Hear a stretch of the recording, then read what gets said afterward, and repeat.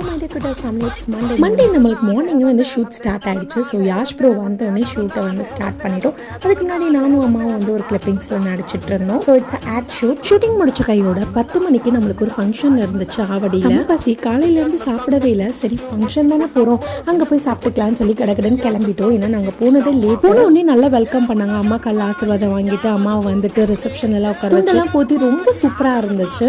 சில மூமெண்ட்லாம் வந்து கேப்சர் பண்ணவே முடியல, எமோஷனலாக இருந்தது. ஓப்பனெல்லாம் கொடுத்துட்டு ஃபோட்டோஸ்லாம் எடுத்து முடிச்சு சார் கேட்ரிங் சொல்லி ஓப்பன் பண்ணியிருந்தாங்க. அதுக்கப்புறம் எங்களுக்கு வந்து கேக் அண்ட் சமோசா கொடுத்தாங்க. அதை பார்க்கும் போது என் மைண்ட் ஆறு வேலை சோறுனாலும் மேற்கொண்டு நொறுக்கு திணி வேற திங்கிற குடும்பம்னா நாங்க. என் சொத்துல மண்ணலி போறீங்களா? என் பசியோட மாமலாம் உங்களை விடாது. அம்மா போய் வீட்டுல சமைச்சு ஐயோ கண்டிப்பா முடியாது, மேல விட்டா செத்துருன்னு சொல்லிட்டு எங்க அம்மாவே தெருமுனையில இருக்கிற பிரியாணி கடையில பிரியாணியை வாங்கிட்டு வீட்டுக்கு வந்து திருப்தியா பிரியாணியை சாப்பிட்டு முடிச்சிட்டோம். ஈவினிங் ஆஸ் யூஷுவல் ரொட்டீனும் ஸ்டார்ட் ஆயிடுச்சு. இப்படிதான் எனக்கு மண்டே போச்சு.